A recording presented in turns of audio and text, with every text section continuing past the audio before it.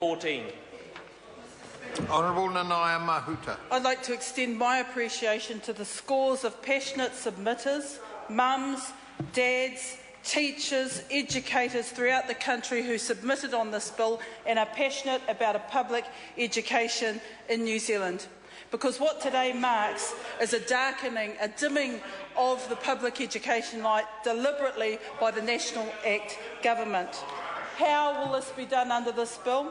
Charter schools will not be a welcome addition to our public education system, because if we look overseas at the models and look at the research, we can see that this has not made a significant and systemic difference to educational achievement for the most vulnerable groups.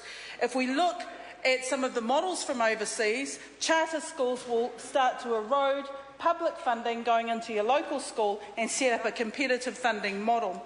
If we look at what the government is proposing with charter schools, kura haurua, it will create a tiered system within the New Zealand context that will not benefit the great majority of Kiwi kids who do have the luxury right now of going to their local school and expecting that their local school will deliver a quality public education. We should be concerned about that as parliamentarians. We shouldn't accept the rhetoric of charter schools without understanding the research and the evidence that's been presented to the Select Committee, that's been presented to education spokespeople on this side of the House, that obviously the government are choosing to ignore. Why? Because our children are just too important to be experiments. Our children in Christchurch, our children in South Auckland, those young people deserve a lot more from parliamentarians in this House when it comes to education policy. All the evidence that has been presented, certainly to opposition spokespeople, that I'm sure members of the government are aware of, show that charter schools do not make a structurally significant difference to improve the learning outcomes for the most vulnerable learners. We should reflect on that, because we've heard a lot of rhetoric on that side of the table. And I would like to ask this question. Why are we following failed examples from overseas and promoting it within the New Zealand context? You see, we have choices here in New Zealand that other countries don't have. We have public schools, we have boys' schools, girls' schools, integrated schools, private schools, all manner of options, kura kaupapa, whare kura, kohanga reo, early childhood centres, play centres. So we have enough scope within our public education system to do things well. But there has to be a common strand and intent of education policy that drives quality and expectation to deliver widespread systemic benefits to the most vulnerable students. I do not accept what the previous speaker has spoken about, that this will transform outcomes for Māori and Pacific students. In fact, I find it intolerable that Māori and Pacific students are being used as guinea pigs for this type of an initiative. I find it intolerable because if, for example, Minister, if priority learners and Māori and Pacific learning outcomes were so important to the government, why isn't it specifically mentioned within the bill? No answer from the government.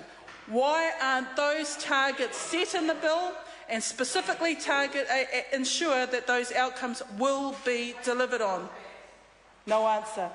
They can't answer because they are being disingenuous with the rhetoric that they are providing on this particular matter. So what is the government proposing with charter schools, and how does this fundamentally challenge what is currently happening within our public education system? Curriculum. Every other school has to deliver a national curriculum, but charter schools have choice. Unbelievable. The entry criteria. Models from overseas show the entry criteria to charter schools will cherry-pick the best students. In the proposal here for New Zealand, there will be no enrolment zone. You can just bet your bottom dollar that they will be cherry-picking the best students. There will be the potential for charter schools under this government and this model in New Zealand to manage those schools for profit. For every dollar that a public school gets, they must spend on their children and on public education, but not charter schools. Oh no, we won't know how they will be spending that dollar, and it is highly likely that they can manage the income coming from the government to deliver education, to deliver a profit, not a quality education. The fact that they're exempt from the Official Information Act, I think, is a real farce. Because if we want to ensure that the outcomes delivered are going to be publicly transferable to those who matter most, the students and the parents, then the OIA must apply. But the government continues to omit that really important amendment from the bill. The other point is in the management of charter schools. The government proposes that a board can overlook or oversee the management of a charter school. They don't have to come from the local community. They could be just business people, and parents' voice is lost. Within the next week, we are challenging communities and parents to get actively involved in their local schools so they can have a say about what's happening at their local school, how the curriculum can be delivered, how it can be delivered to the best outcomes of the students at their school, but not charter schools. Oh no.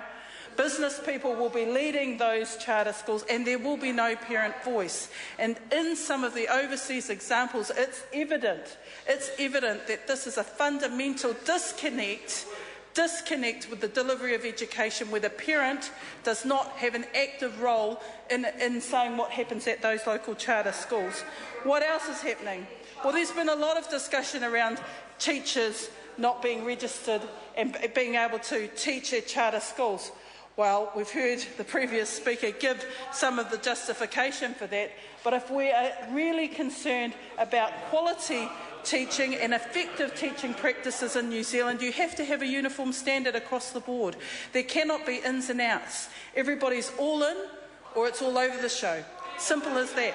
Everybody's all in or it's all over the show. So, if you want to ensure that there is quality teaching and effective teaching practices, teacher registration is one way to achieve that. And if the Minister is shaking her head disagreeing with that, I don't see her hurrying to disestablish the Teachers Registration Council at all. I don't see her promoting in our public schools that the same standard that applies to charter schools can apply to our public schools. In fact, what the Minister continues to perpetuate is that there are two standards of education that can be delivered in education, that through charter schools and that through our public education system. Our children deserve better. Quality public education that is not infringed or compromised by dual standards set up by the government. I'm really concerned because I know that some of the best learning outcomes for Māori students have come through kura kaupapa and wharekura, and David Bennett will very well know that the school, the wharekura that has delivered the highest performing outcomes of NCEA Level 2 qualifications is in our backyard, te wharekura o ngā taiātea, wharekura, under the public education system. So what needs to happen is take the innovations from those schools that are currently delivering them and extend them across the public education system. John Banks shakes his head and says, no, my mates are going to benefit from that model because it's in the public education system. Let's give these charter schools some public funds, let them make a profit. Who cares what the outcomes are? And if they really did care, why aren't the targets for Māori and Pacific achievement clearly set out in the legislation? Will the Minister take a question in the House to answer that?